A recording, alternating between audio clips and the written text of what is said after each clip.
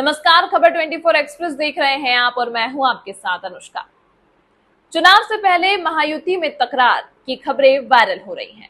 अजीत पवार को लेकर एनडीए में रार शुरू हो चुकी है। इस रार को हवा दी आरएसएस से संबंधित पत्रिका ने। वहीं भाजपा में भी कई नेता ऐसे हैं जो अजीत पवार को बाहर करने का समर्थन कर रहे हैं।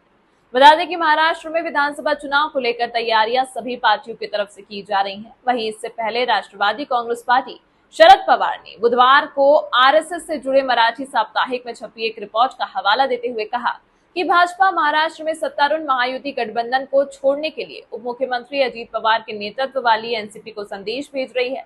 दरअसल साप्ताहिक विवेक की रिपोर्ट में कहा गया है कि 2023 में एनसीपी के साथ गठबंधन के बाद जनता की भावनाएं भारतीय जनता पार्टी के खिलाफ हो गई हैं, जिसके कारण हाल ही में महाराष्ट्र में हुए लोकसभा चुनाव में भगवा पार्टी का प्रदर्शन खराब रहा।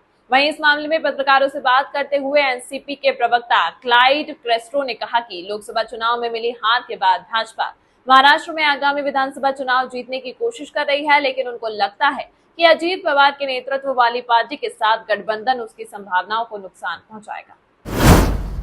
एनसीपी के प्रवक्ता ने दावा किया कि वास्तविकता यह है कि महाराष्ट्र के लोगों ने बड़े पैमाने पर एनसीपी के पक्ष में मतदान किया है। हालांकि भाजपा भी पूरे मामले में सावधानी से काम कर रही है, क्योंकि वह चुनाव जीतना चाहती है, लेकिन उप मुख्यमंत्री अजीत पवार के नेतृत्व वाली एनसीपी के साथ उसका गठबंधन उन्हें चुनाव हारने पर मजबूर कर देगा, जैसे कि लोकसभा चुनाव में हुआ था। साप्ताहिक में छपा लेख उन तरीकों में से एक है जिससे भाजपा अजीत पवार से खुद को दूर करने की कोशिश कर रही है और शायद किसी न किसी तरह से उन्हें महायुति छोड़ने के लिए कह रहे हैं। एनसीपी प्रवक्ता ने कहा कि आरएसएस से जुड़े प्रकाशन ने कुछ सप्ताह पहले भी इसी तरह की सामग्री वाला एक और लेख लिया था। क्रेस्ट्रो ने तर्क दिया कि महाराष्ट्र के मतदाताओं ने भाजपा के एनसीपी और मुख्यमंत्री एकनाथ शिंदे के नेतृत्व वाली शिवसेना के साथ गठबंधन को स्वीकार नहीं किया है।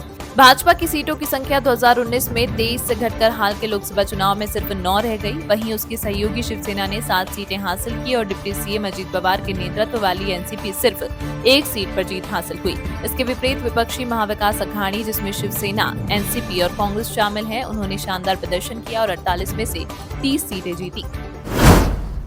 यह खबर आपको कैसी लगी, हमें कमेंट करके अपनी राय जरूर दें। साथ ही इसी तरह की खबरों को देखने के लिए हमारे चैनल खबर 24 एक्सप्रेस को सब्सक्राइब करें।